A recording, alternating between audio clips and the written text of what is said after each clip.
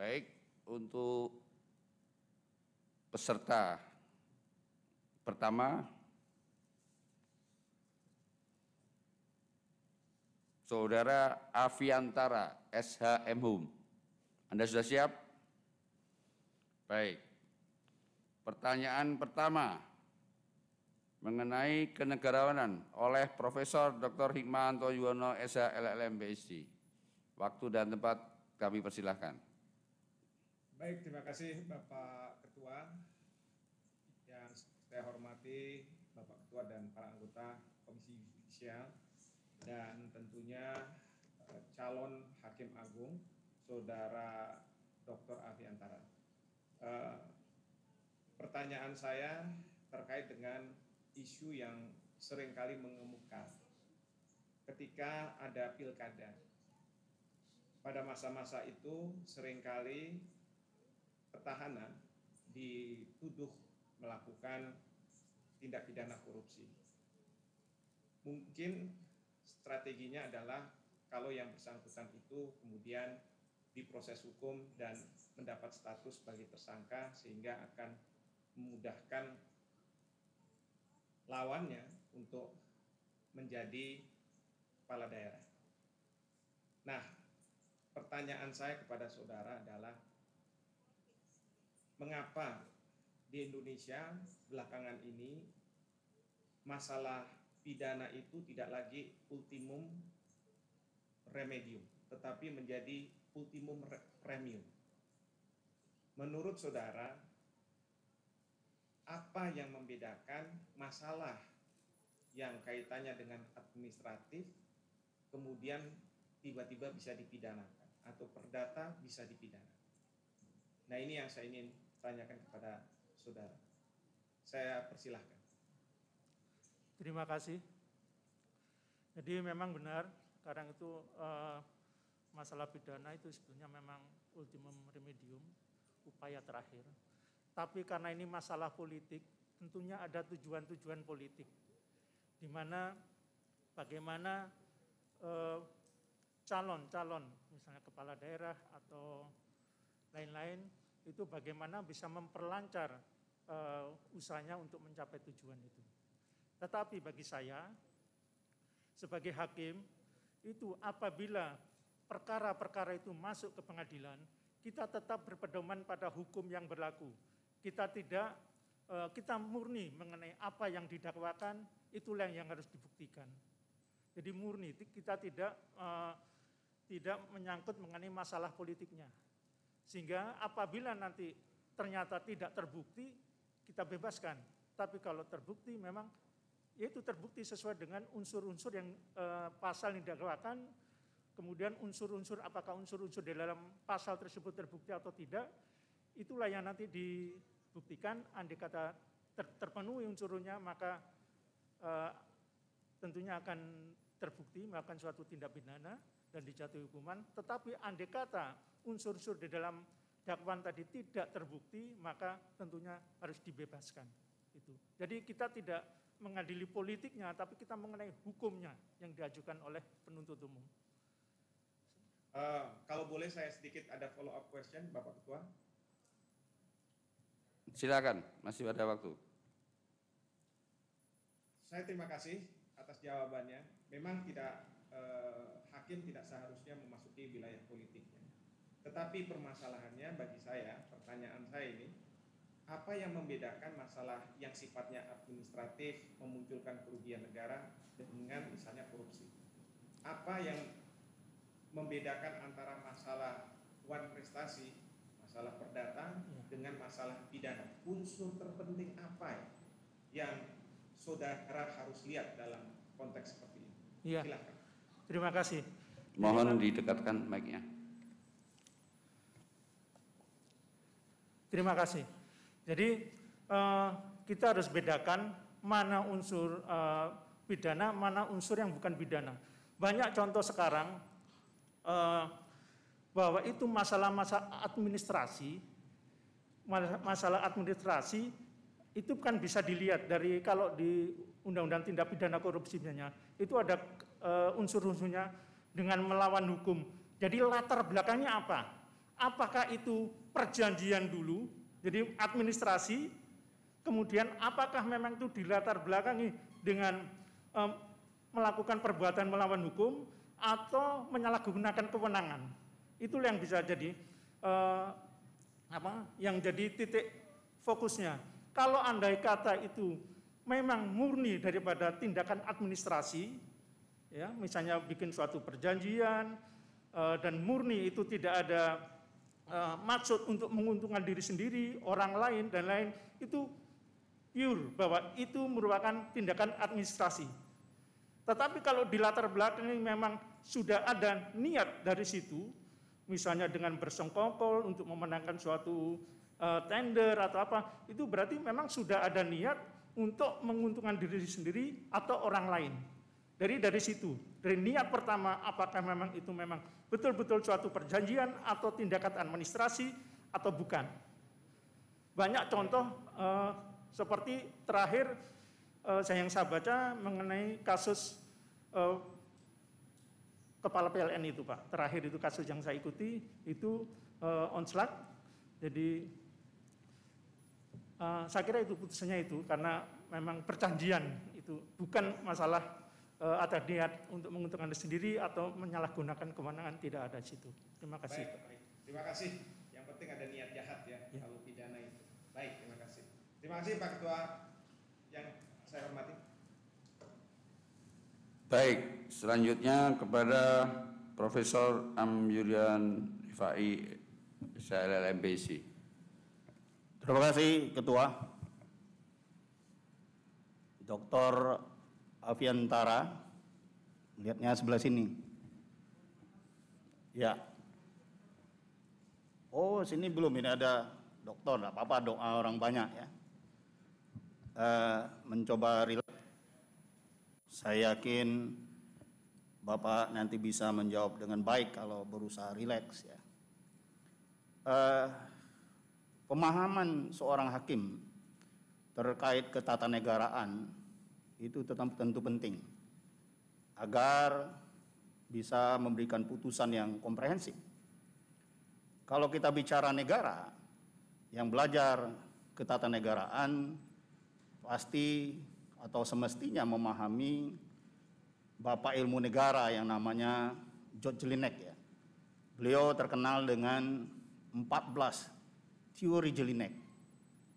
Dari teori pertama sifat hakikat negara dan teori ke-14 itu kerjasama antar negara. Kita tidak akan membahas 14 teori itu. Kita lihat 2 teori saja. Teori sifat hakikat negara dan teori tujuan negara. Bagaimana uraian Bapak ketika bicara hakikat suatu negara dan yang kedua tujuan suatu negara. Silakan Bapak menguraikan 2 hal itu. Terima kasih. Jadi kalau kita lihat daripada teori-teori tadi, bahwa memang kita di Anglo-Saxon sama di negara kontinental hukumnya itu kan kita menganut mengenai negara hukum atau Rechtsstaat. Di situ Stahl menyatakan bahwa yang ada di situ adalah pertama mengenai pengakuan hak asasi manusia, adanya pembagian kekuasaan, kemudian adanya peradilan tata usaha negara, dan yang ketiga sebenarnya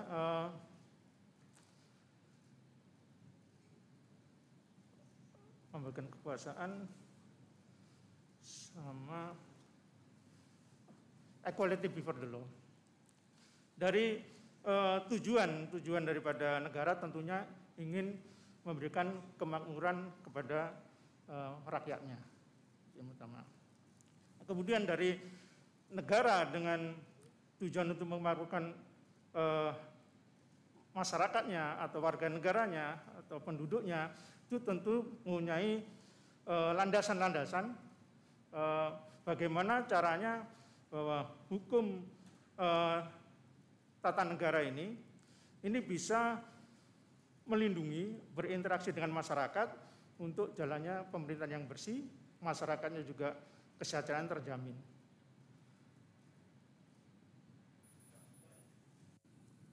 Itu saja. Jadi melihat negara secara umum ya, itu hakikat suatu negara. Menurut teori itu kira-kira mengapa negara itu ada? Ya. Jadi suatu hal yang sangat mendasar ya bagi kita dalam mengambil putusan apapun. Merujuknya itu adalah hakikat suatu negara. Ya, itu secara umum ya. Nah, sekarang saya lebih spesifikkan. Menurut saudara, apa yang menjadi tujuan negara Indonesia? Dan dokumen apa yang bisa menjadi patokan dalam melihat tujuan negara Indonesia itu? Tujuan negara di Indonesia tercantum di alinea keempat pembukaan Undang-Undang Dasar 45. Di situ melindungi segenap tumpah darah Indonesia dan seterusnya. Itu di alinea keempat itu Pak, intinya di tujuan. Iya. Nggak ada dan seterusnya di situ. Coba ingat nggak alinea keempat? Kemudian daripada itu, untuk membentuk suatu pemerintah negara Indonesia yang melindungi segenap bangsa Indonesia dan seluruh tumpah darah Indonesia. Itu kan yang pertama. Terus yang kedua, memajukan, ya penting kita tahu ya tujuan negara kita. Justru itu di dalam wawancara ini berbagai aspek. Ini yang termasuk basic ya. Coba tujuan negara kita. Kenapa penting ya? Di dalam kasus-kasus kriminalisasi ya, nanti saya ada itu terjadi, perlu kita pertimbangkan. Investasi dan seterusnya ya, sumber daya alam. Kita harus merujuk kepada tujuan negara kita.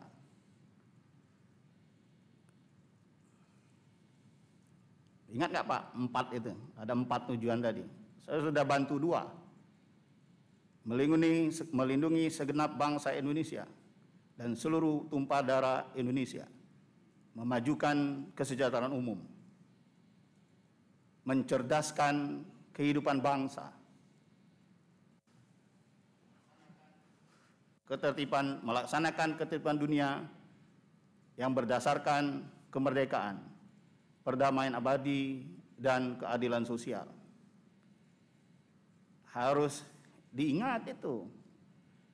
Nah, terus menurut Bapak, bagaimana realitanya dengan 4 tujuan negara ini?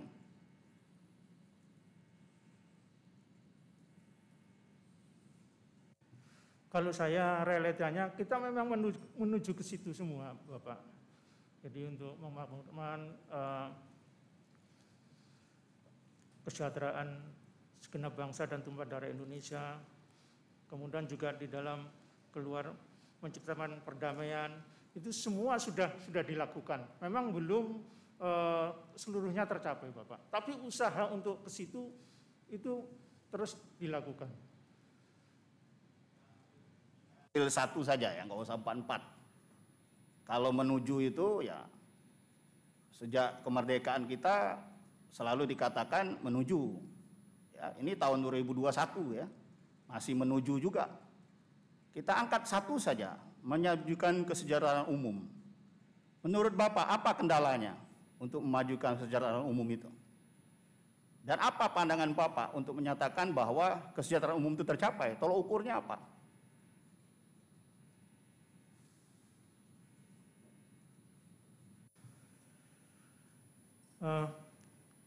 Memang untuk menuju ke situ memang ada tentunya suatu kebijakan-kebijakan yang harus dibuat ya, untuk menuju kesejahteraan tadi itu. Tentunya masyarakat itu juga tergolong dari berbagai lapisan masyarakat. Ada misalnya masyarakat nelayan, ada masyarakat petani, ada masyarakat pedagang, dan itu kebijakan-kebijakan itu harus dibikin sesuai dengan kebutuhan yang real oleh masyarakat itu. Sehingga masyarakat juga sejahtera, misalnya penyediaan pupuk, misalnya petani penyediaan pupuknya bagaimana, kemudian kalau nelayan itu bagaimana menyediakan sarana prasarana untuk bagaimana untuk bisa memperoleh hasil tangkapan yang lebih banyak.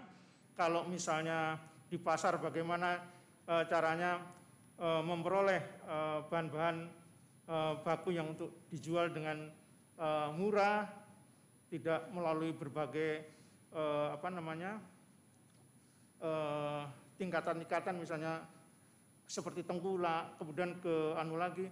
Jadi semua itu diatur sesuai dengan kebutuhan dari lapisan-lapisan masyarakat itu.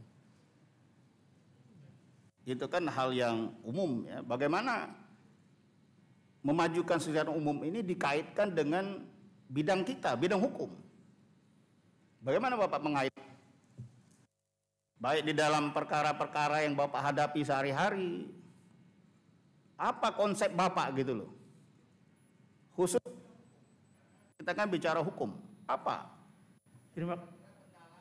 Katakan tadi kendalanya bidang hukum untuk mencapai kesejahteraan umum itu. Apa kendalanya di bidang hukum? Terima kasih. Jadi yang pertama adalah kita memberikan pelayanan kepada pencari keadilan untuk melakukan pelayanan yang terbaik.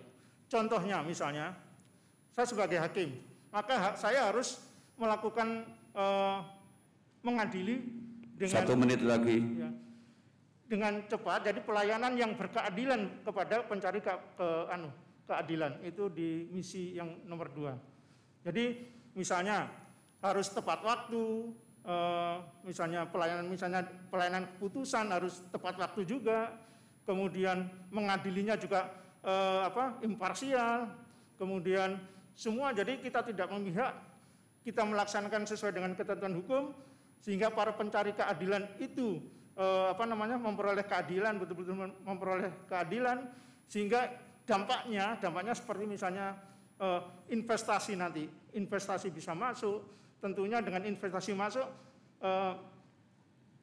masyarakat juga bisa menikmati adanya dengan hukum pelayanan yang baik, misalnya dari investasi masuk, tentunya para pengusaha-pengusaha itu juga bisa menikmati daripada dampak putusan kita terhadap plan. Baik, terima kasih Pak Afiantara. Waktu habis. Terima kasih pimpinan. Selanjutnya kami persilakan Dr. Andes M. Taufik Hazid.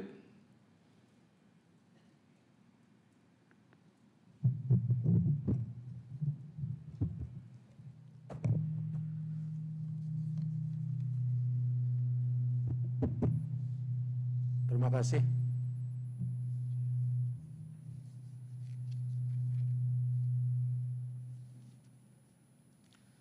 Terima kasih pimpinan. Saudara Afiantara, saya mengucapkan selamat atas keberhasilan saudara sampai ke titik ini. Dari 100 sekian orang yang ikut seleksi awal, saudara bisa sampai ke tahap akhir untuk seleksi di KY. Kemudian kita sama paham bahwa menjadi hakim agung adalah merupakan cita-cita semua hakim di Indonesia, mungkin termasuk saudara. Oleh karena itu, saya harapkan nanti seandainya saudara terpilih menjadi hakim agung, tidak selain untuk menjadi pengadil, kami juga mengharapkan saudara juga menjadi panutan, role model bagi ribuan hakim yang ada di seluruh Indonesia. Oleh karena itu, Anda harus punya visi misi yang kuat. Namun sebelum itu, saya ingin menanyakan motivasi dan latar belakang dan motivasi saudara untuk ikut seleksi hakim agung ini apa? Silakan. Terima kasih, Bapak. Jadi seperti sudah disampaikan tadi, memang betul setiap hakim mempunyai cita-cita bagaimana bisa menjadi hakim agung. Jadi suatu memang jenjang hakim pengadilan tingkat pertama, tingkat banding, dan sampai tingkat kasasi. Kalau saya, misi saya juga akan mendukung penuh ya, sebagai hakim itu untuk mendukung penuh visi Mahkamah Agung terwujudnya Badan Peradilan Indonesia yang agung, dan kedua misinya yaitu yang pertama menjaga kemandirian Badan Peradilan, yang kedua pelayanan, memberikan pelayanan yang berkeadilan kepada pencari keadilan. Ini yang perlu saya kira, karena disitulah kunci daripada nanti bisa timbulnya kepercayaan masyarakat terhadap Mahkamah Agung. Andai kata saya nanti misalnya karena saya di Bawas ada beberapa pengaduan, itu harus ada suatu percepatan daripada penanganan penyelesaian perkara nanti, Pak.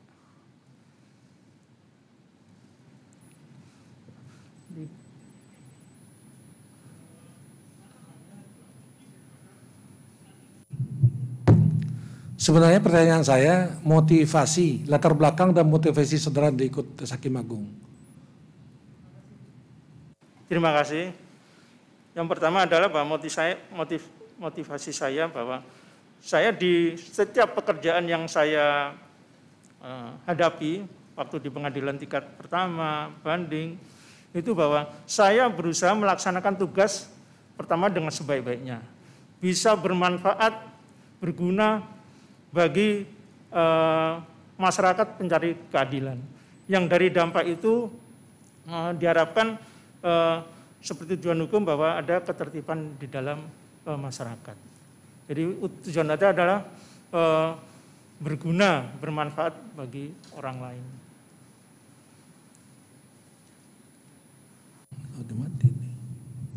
Tadi saudara sudah menyinggung masalah visi misi saudara.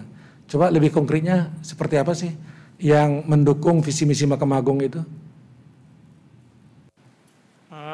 Karena visi Mahkamah Agung adalah terwujudnya Badan Peradilan Indonesia yang agung, dengan misi yang pertama adalah menjaga kemandirian Badan Peradilan, yang kedua memberikan pelayanan yang berkeadilan kepada pencari keadilan, yang ketiga meningkatkan kualitas kepemimpinan Badan Peradilan, yang keempat adalah meningkatkan kredibilitas dan transparansi Badan Peradilan.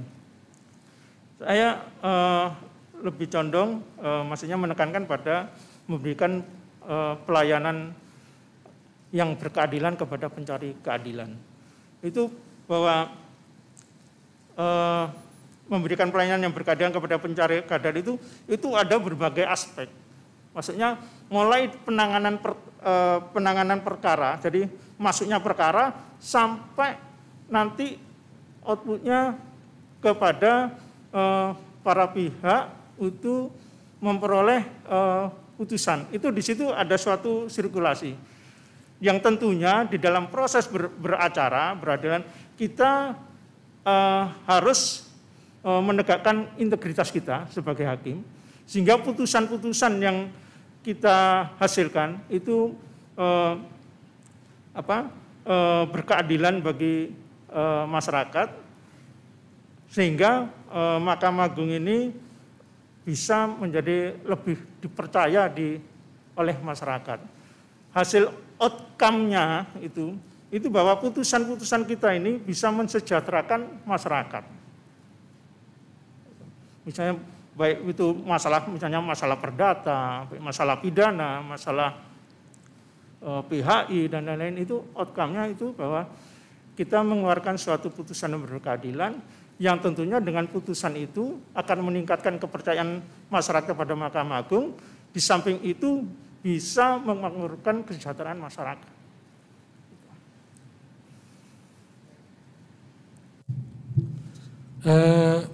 Cuman faktanya kadang-kadang berbeda dengan apa yang kita harapkan lah gitu ya, apa yang kita cita-citakan. Sekarang seperti yang kita tahu dari berbagai sumber, terutama di media, bahwa fungsi-fungsi hakim itu sebagian sudah berubah menjadi fungsi tukang sunat katanya. Sehingga beberapa perkara belakangan ini mulai dari Pinangki, Joko Chandra itu putusan yang di tingkat pertama itu disunat oleh tingkat banding. Nah, itu membuat rasa keadilan masyarakat tercederai. Kemudian pada saat yang sama, bagaimana saudara melihat fakta ini dibandingkan dengan kemandirian hakim. Saya tahu saudara berlatar belakang pengawasan di badan pengawasan. Bagaimana Anda melihat masalah ini dari aspek kemandirian hakim dan dari segi pengawasan oleh Mahkamah Agung terhadap hakim-hakim di bawahnya. Silakan. Terima kasih. Mohon maaf sebelumnya, sebetulnya kita juga tidak boleh mengomentari secara kode etik, tidak boleh mengomentari, tapi karena ini di forum seperti ini, saya yakin tidak apa-apa. Jadi secara pribadi bahwa kita sebagai hakim, sama-sama hakim, kita tidak boleh ya, mengomentari atau mengintervensi daripada permasalahan perkara yang ditangani oleh hakim yang lain. Itu. Tapi yang jelas, kita tunjukkan bahwa, karena kita itu sudah, saya yakin sudah mempunyai latar belakang keilmuan, etika, dan semuanya, sehingga kadang-kadang dengan cara kita menasihati itu pun kadang-kadang tidak didengar sama sekali. Kita tunjukkan bahwa kita yang menjadi contoh, bahwa kita melakukan suatu pemeriksaan di persidangan, itu kita murni bahwa ini adalah hukum. Tidak ada pengaruh dari pihak-pihak yang lain, murni. Sehingga putusan kita, apapun putusan kita, itu bisa dipertanggungjawabkan. Jadi baik segi legal justice-nya, moral justice-nya, social justice-nya. Sehingga bisa kita pertanggungjawabkan putusan itu.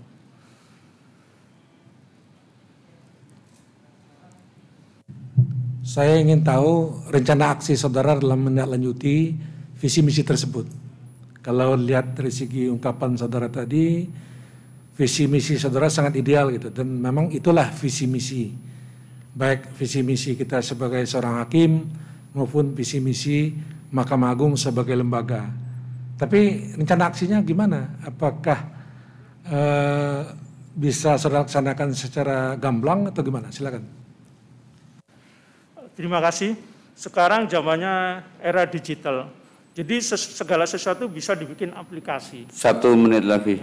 Jadi aplikasi itulah yang akan mempermudah kita, akan mempersingkat kita di dalam pemeriksaan perkara.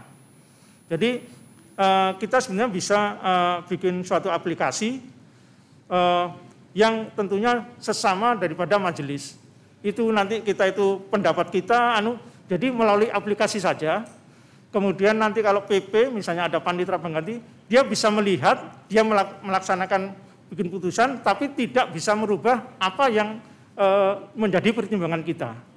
Kemudian SOP-nya juga harus jelas, maksudnya penerimaan perkara itu berapa hari, pengembalian perkara misalnya ada kekurangan berapa hari, terus itu pun harus tidak secara manual seperti sekarang ini, itu harus bisa dengan digital juga, jadi paperless, jadi cepat sekali misalnya ada kekurangan ini langsung misalnya melalui email atau melalui lain-lain yang bisa langsung pada saat itu bisa sampai ke pengadilan pengaju, sehingga segala sesuatunya itu bisa dipercepat. Terima kasih. Ya, selanjutnya kepada Binjiyat Qaddafi, SHLMPIC.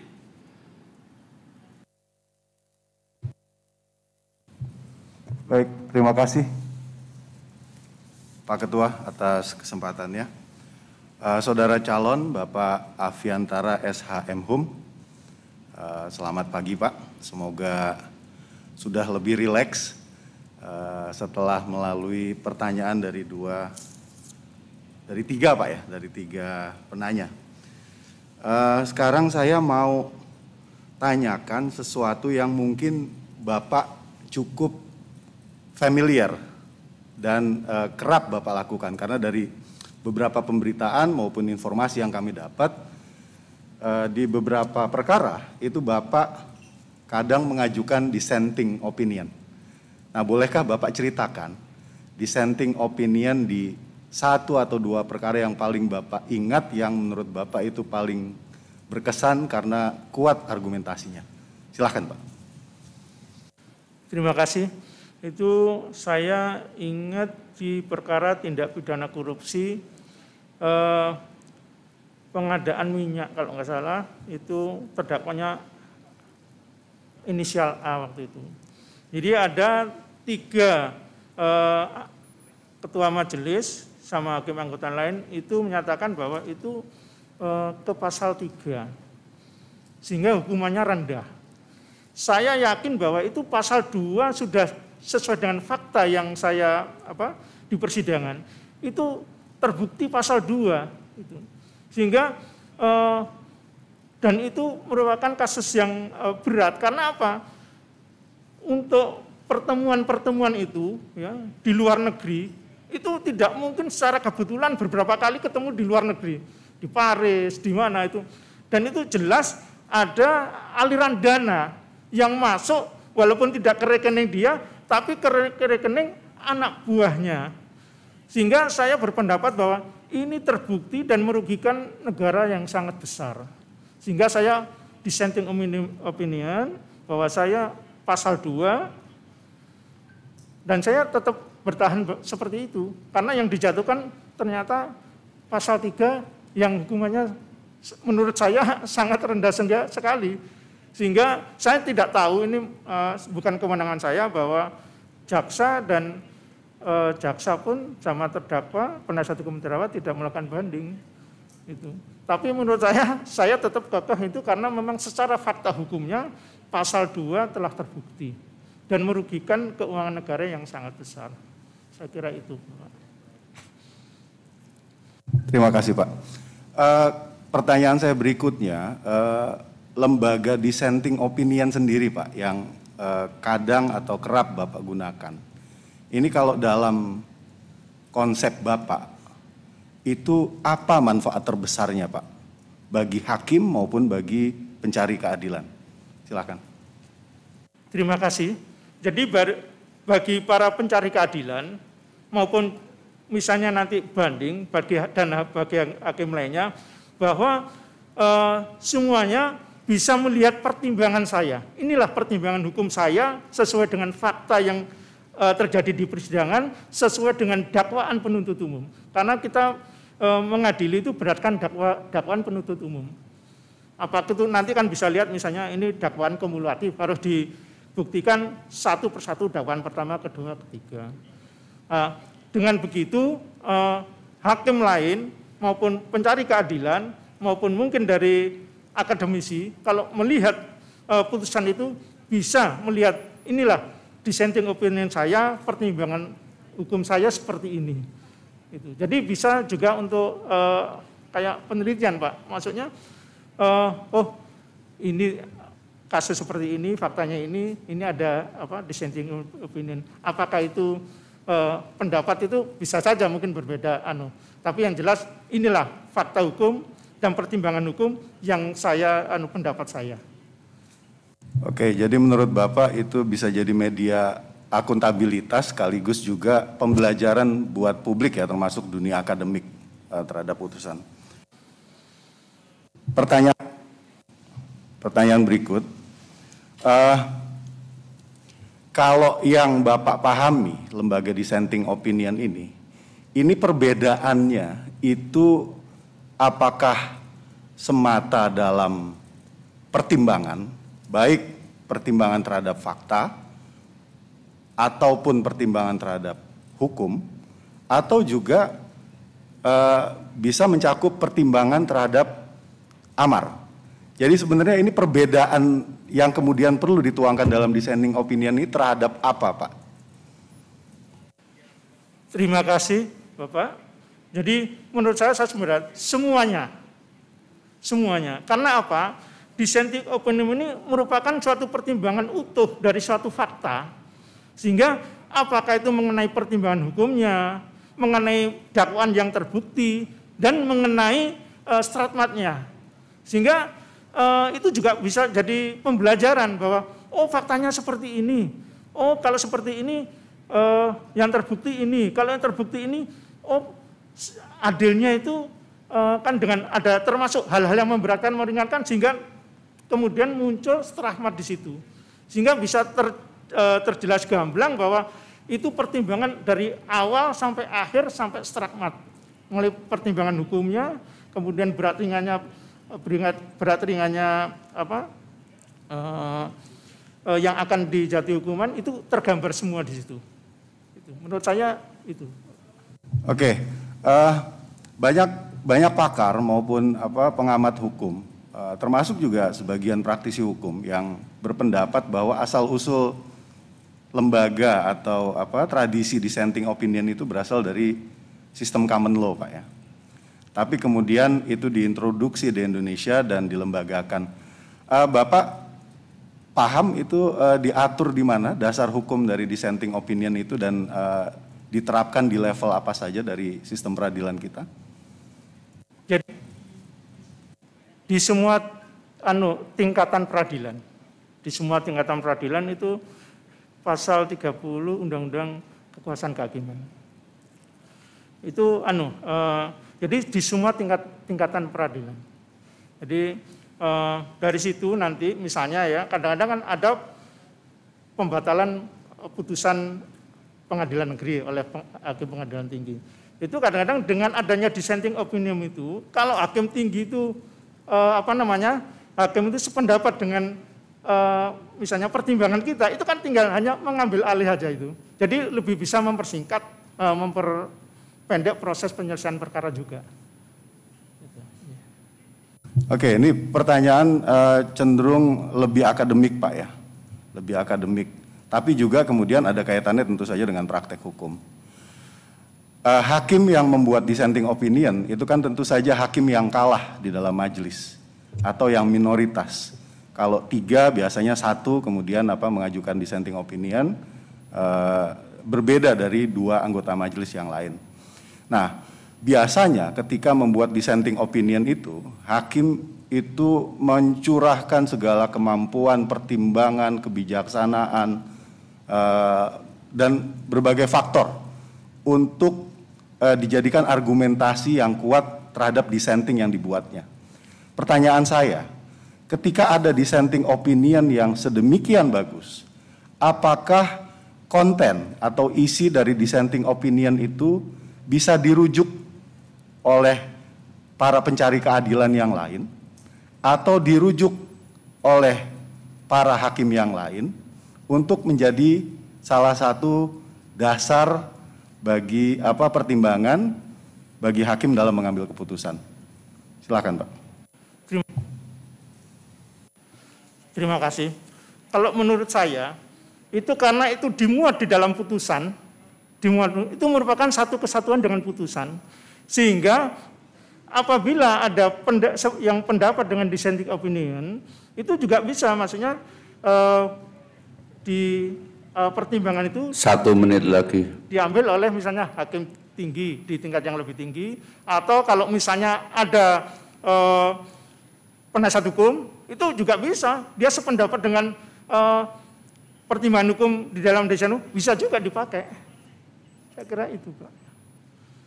Oke, jadi menurut Bapak walaupun itu adalah statement dari hakim yang bisa dikatakan minoritas. Ya, Pak, terima kasih. Kuning. Ya. Terima kasih Pak Afiantara. Baik, selanjutnya Dr. Joko Sasmito. Terima kasih pimpinan sidang, saudara calon ya Bapak Afiantara ya. Bapak ini memilih kamar pidana dan dinas terakhir di Bawas, Pak ya. Oke, mungkin pertama saya akan menyoroti ya karya tulis yang Bapak buat pada saat mengikuti seleksi calon hakim agung ya, tentang mengusik disparitas putusan pidana. Calon menguatkan bahwa ada 2 sebab ya timbulnya disparitas. Yang pertama karena tipe hakim, yang kedua karena jenis tindak pidana. Gitu.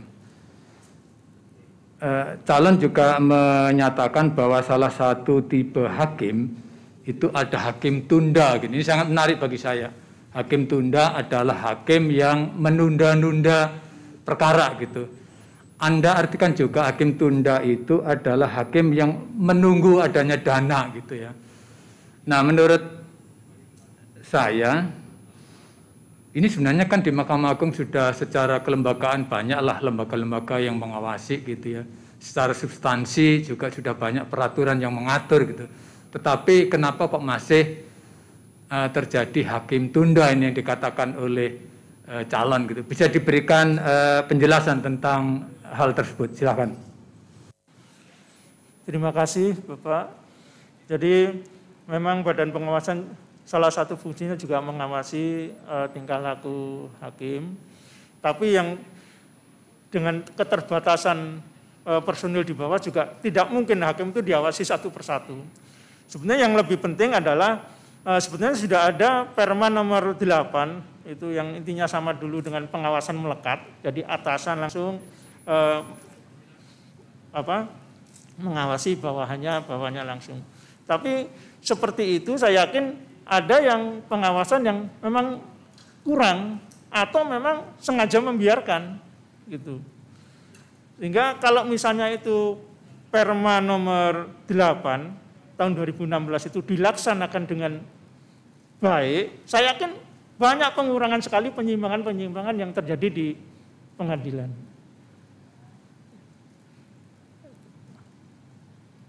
Terus kira-kira gimana itu? Pengawasan, aturan sudah, tapi kok masih ada, kira-kira kelemahannya di mana itu menurut calon? Kalau menurut saya itu dari pengawasannya Bapak, pengawasan internal, maksudnya pengawasan dari pengadilan itu sendiri. Tapi kalau pengawasan dari badan pengawasan itu dengan jumlah hakim tinggi pengawas yang terbatas, dengan mengawasi 900 satker lebih, ya, itu rasanya tidak mungkin gitu. Sehingga justru yang sekarang kita efektifkan pengawasan, misalnya pimpinan pengadilan, itu yang harus kita efektifkan. Dan sebetulnya juga sudah ada di pengadilan itu bahwa wakil ketua pengadilan itu merupakan koordinator daripada pengawasan. Dan itu harus konsekuen, maksudnya bahwa si pengawas ini yang mengawasi bawahnya itu harus konsekuen bahwa dia betul-betul tidak melakukan seperti itu juga. Gitu. Kalau semuanya sudah bersih itu saya yakin tidak ada masalah. Tapi kalau dia sendiri masih juga seperti itu pengawasan menjadi percuma. Jadi peraturan itu istilahnya tidak efektif. Gitu. Maksudnya waskat ya, pengawasan melekatnya kurang ya. Oke, mungkin saya teruskan terkait dengan tulisan saudara menjelaskan bahwa penyebab lain adanya disparitas itu juga adanya alasan teknis dan non teknis gitu. Namun ini calon belum menjelaskan ini apa maksudnya itu masalah teknis dan non teknis. Terima kasih. Kalau non teknis itu hal-hal di luar proses persidangan. Yang misalnya juga ada misalnya iming-iming dari para pihak. Kemudian seperti banyak kasus juga yang ada kasus misalnya ada keluarganya yang didekati, kemudian menginginkan putusan itu ya sesuai dengan yang diinginkan oleh pihak-pihak berperkara. Kadang-kadang kalau masalah teknis juga itu kadang-kadang adanya kekurang pemahaman mengenai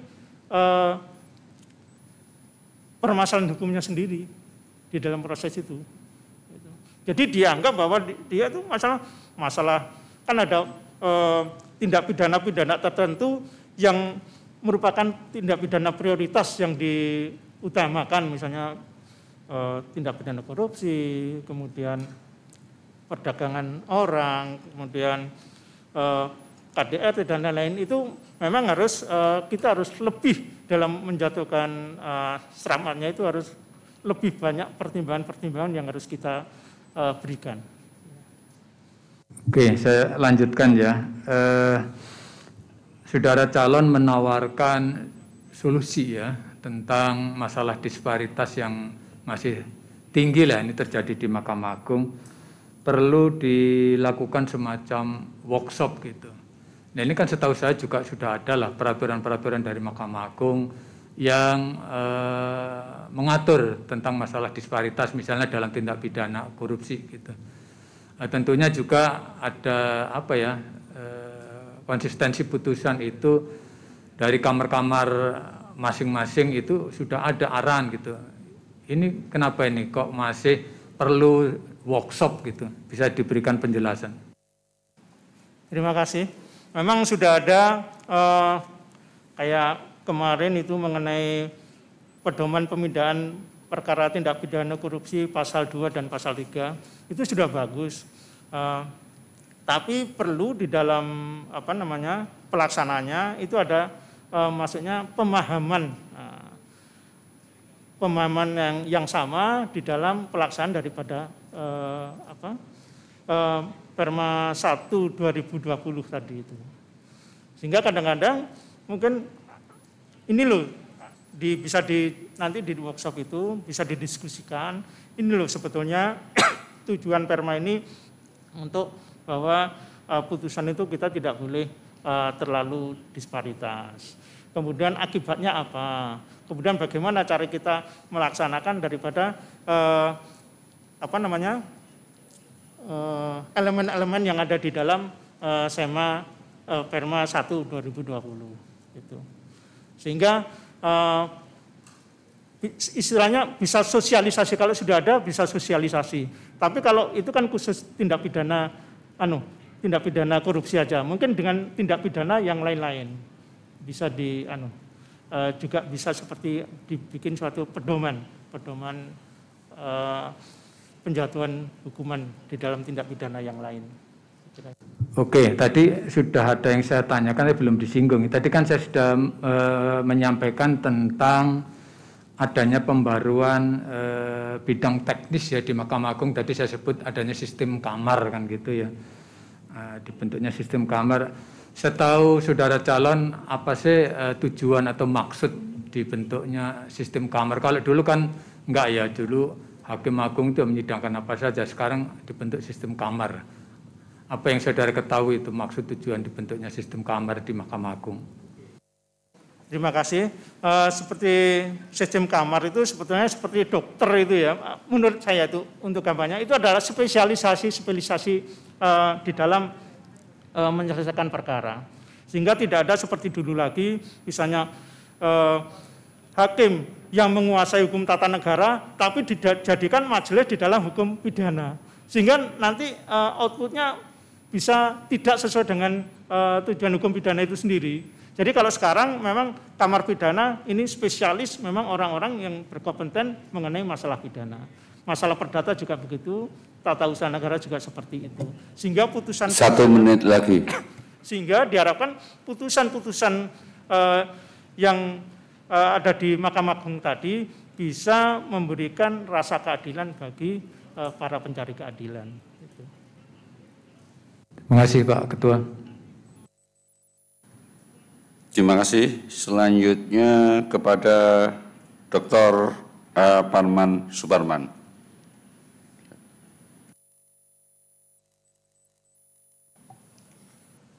Terima kasih Bapak Pimpinan. Saudara calon. Tolong mic-nya Pak. Sudah. Didekatkan. Malah putus.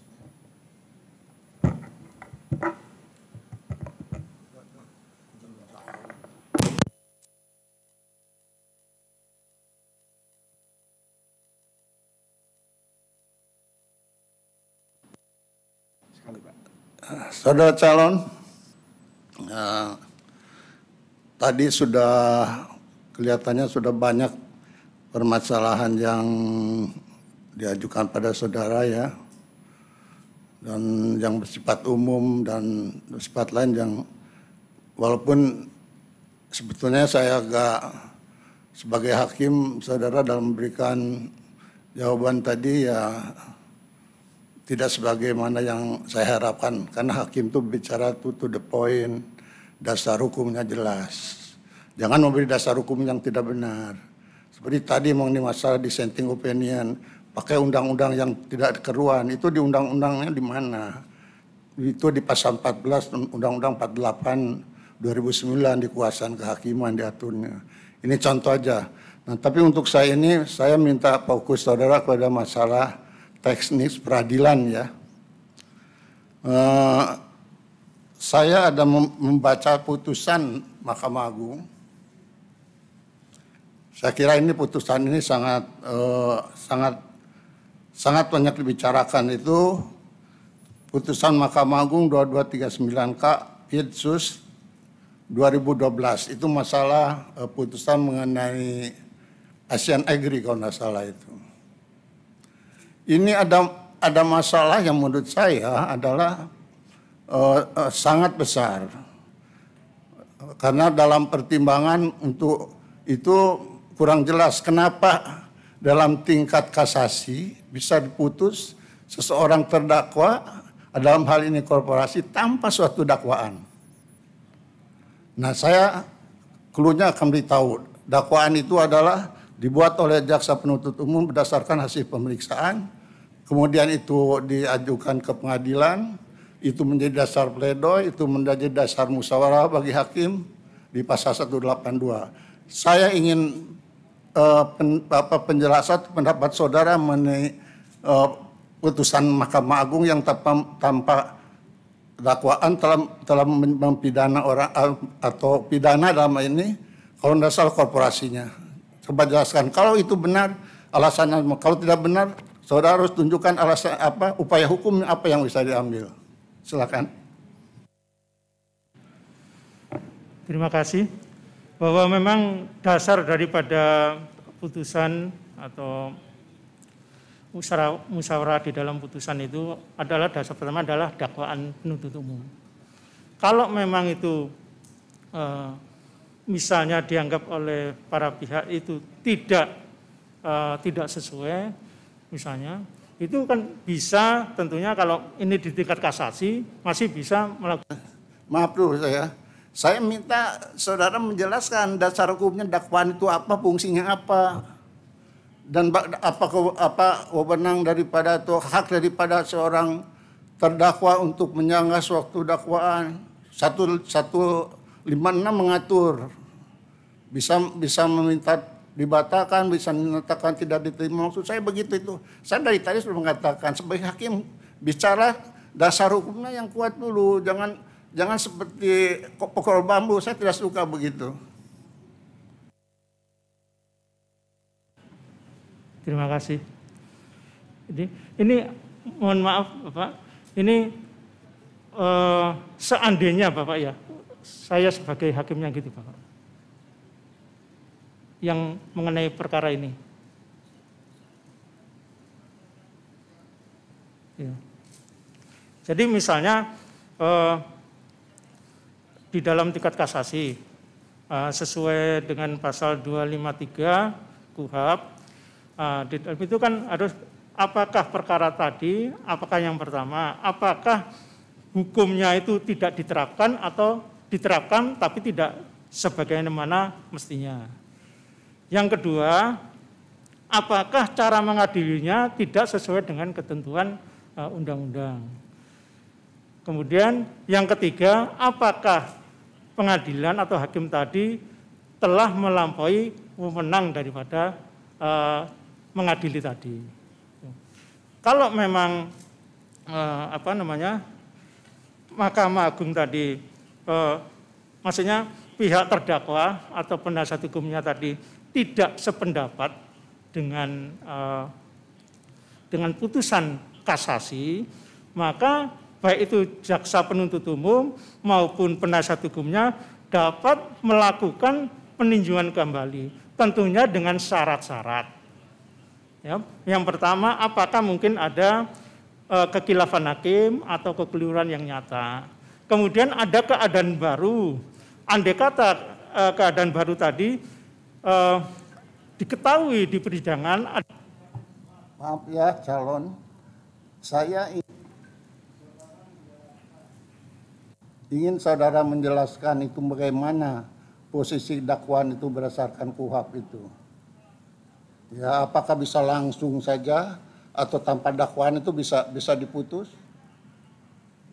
Nah ini saya minta saudara, cara berpikir saya fokus ya, itu pada dakwaan di dalam KUHP, peranannya dakwaan. Dan apakah tingkat banding nanti tingkat kasasi boleh, begitu saja orang tidak didakwakan lalu dipidana? Itu yang saya tanyakan. Nah kalau tidak boleh, upaya hukum baru bicara soal tadi, PK. Ya, terima kasih. Menurut saya bahwa semua landasan daripada memeriksa suatu perkara pidana adalah dakwaan.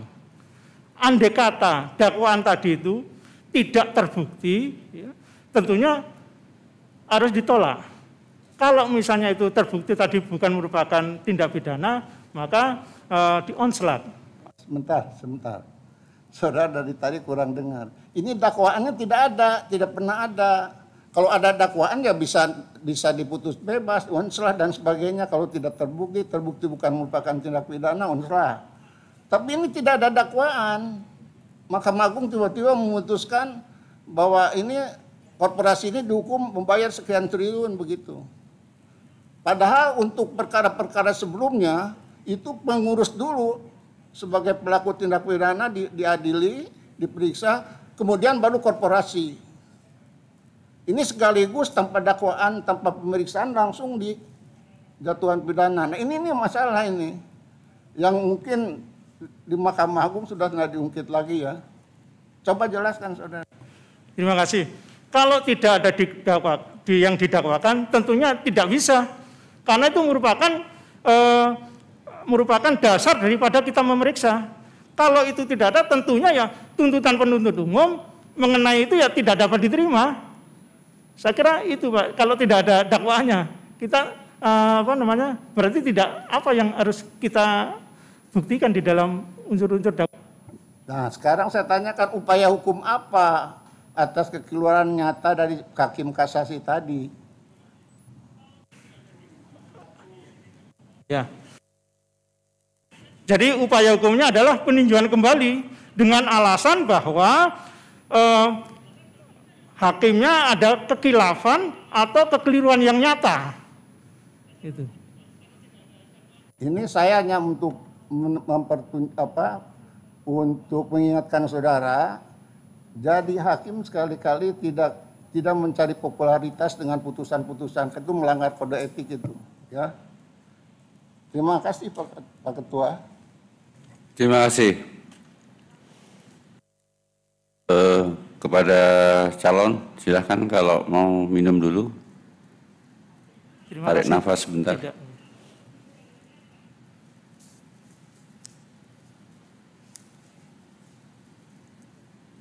Sudah? Baik.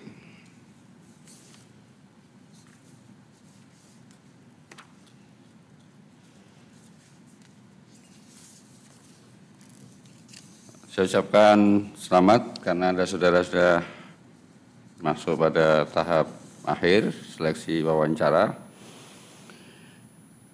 Tadi sudah banyak ditanyakan. Saya ingin menanyakan hal yang lebih mendasar dan mungkin pertanyaan ini tidak sulit. Ya, tapi saya butuh penjawaban yang jelas, ringkas dan mudah difahami. Karena Anda memilih kamar pidana, betul?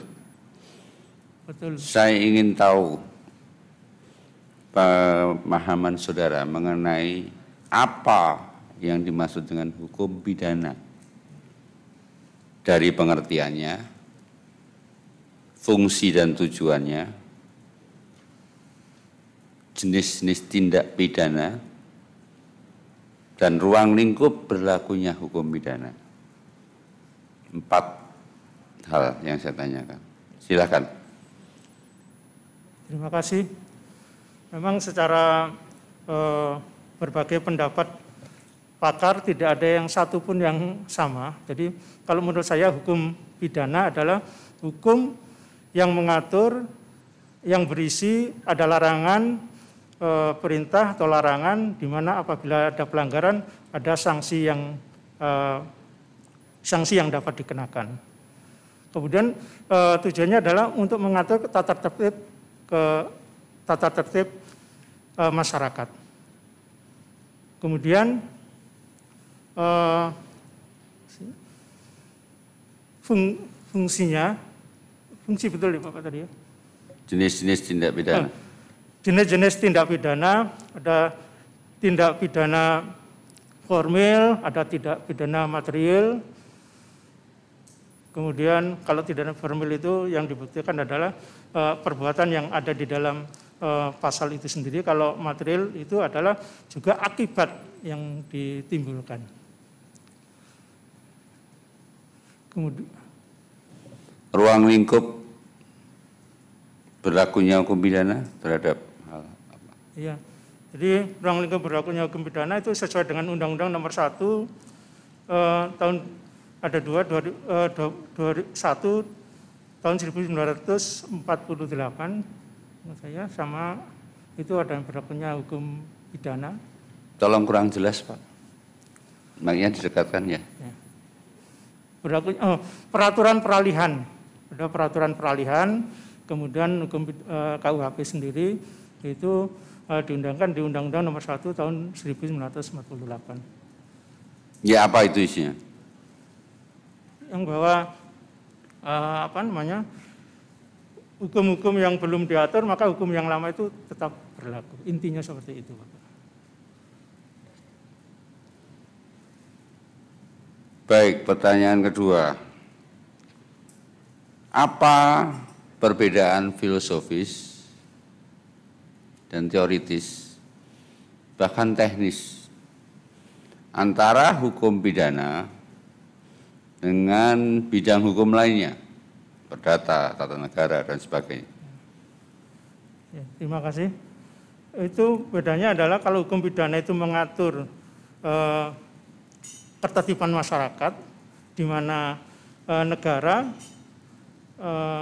apabila ada warga negara atau masyarakat yang melakukan suatu pelanggaran sehingga masyarakat tidak tertib. Saya minta penjelasan filosofinya dulu Pak, baru teknisnya. Filosofinya, perbedaannya apa? Kalau perbedaan misalnya hukum pidana sama hukum perdata itu mengatur antara pribadi dengan pribadi. Jadi antara pribadi dengan pribadi, kalau hukum pidana adalah masyarakat dengan warga negara dengan pemerintah. Maksudnya, warga negara dengan pemerintah sebagai pelaksana daripada undang-undang. Bedanya dengan tata negara? Hukum tata negara adalah hukum yang mengatur ketatanegaraan untuk juga hampir sama antara lembaga pemerintah sama warga masyarakat. Tapi kalau hukum perdata memang privat. Kalau hukum tata negara juga ada juga privat antara negara dengan warga negara. Silakan lanjutkan penjelasan teoritis dan teknisnya tadi. Oh iya.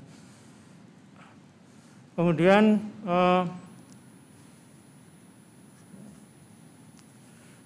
mengenai perbedaan yang lain, hukum pidana tadi adalah mengatur supaya adanya ketertiban di dalam masyarakat. Kemudian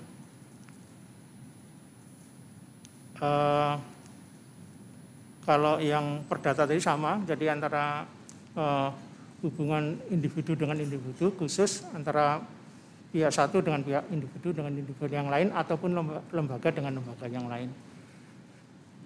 Di mana apabila di hukum pidana ada sanksi pidana apabila pelanggaran itu dilakukan.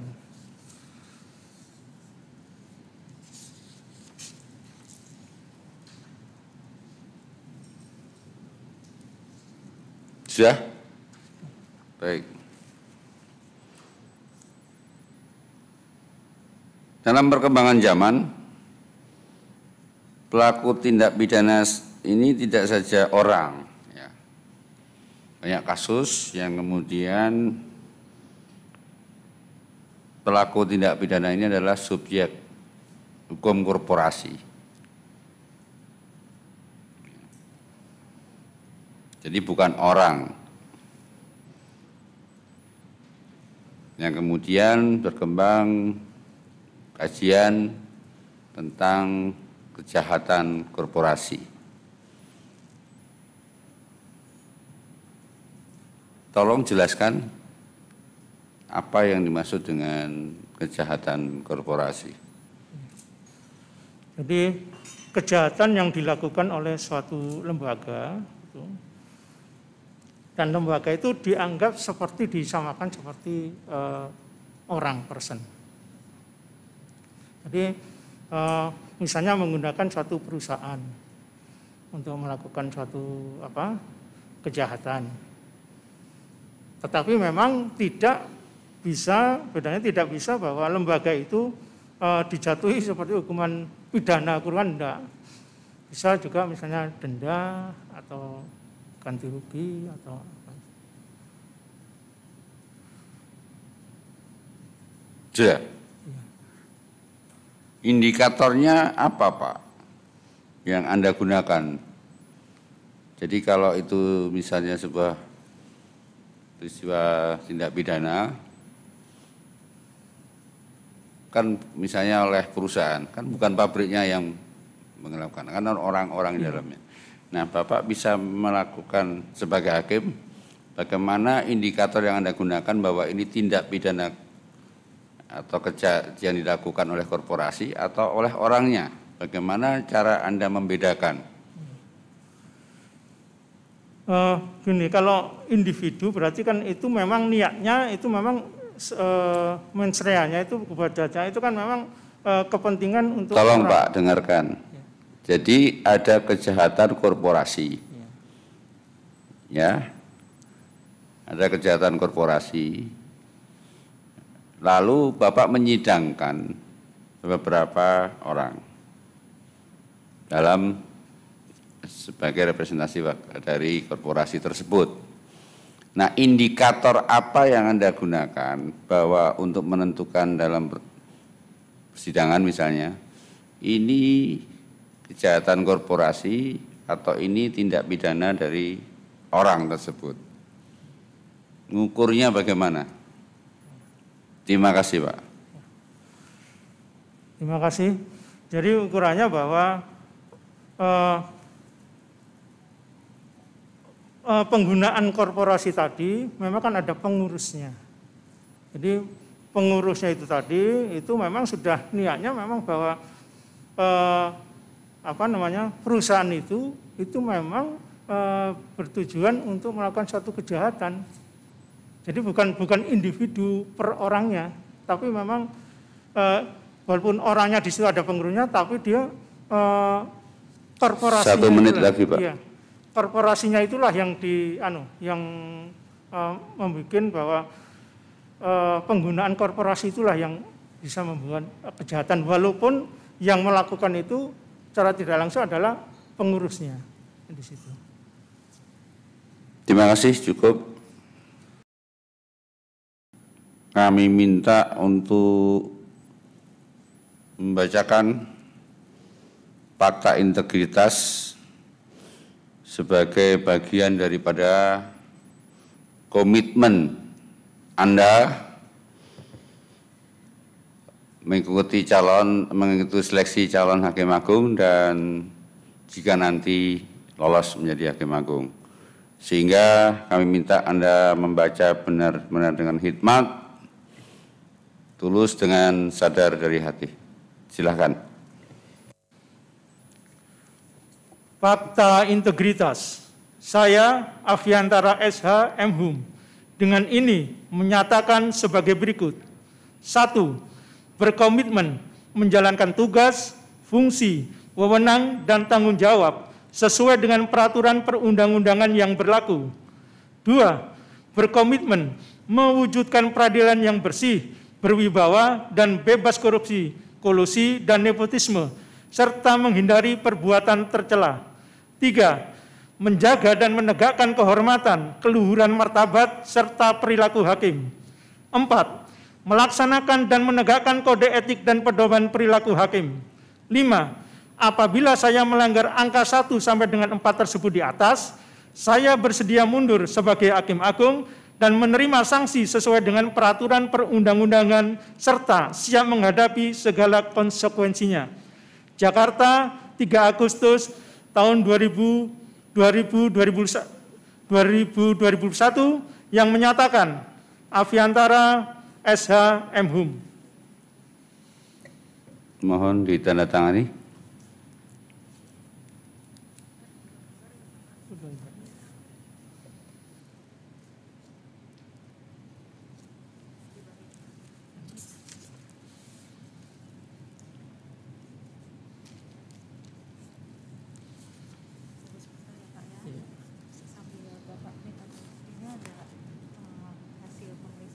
Oh iya.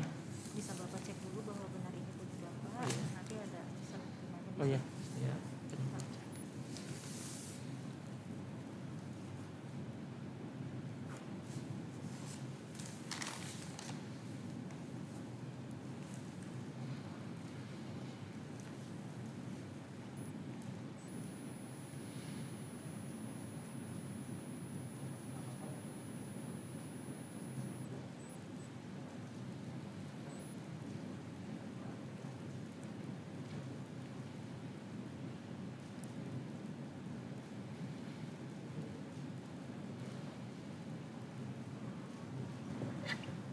Baik, terima kasih kepada saudara calon Afiantara SH. Kami persilakan untuk meninggalkan ruang sidang. Terima kasih. Sebelum saya meninggalkan ruang, saya mohon maaf apabila ada kata-kata, perbuatan, tingkah laku yang kurang berkenan. Jadi saya mohon maaf, terima kasih atas perhatiannya. Assalamualaikum warahmatullahi wabarakatuh. Selamat siang. Waalaikumsalam warahmatullahi wabarakatuh.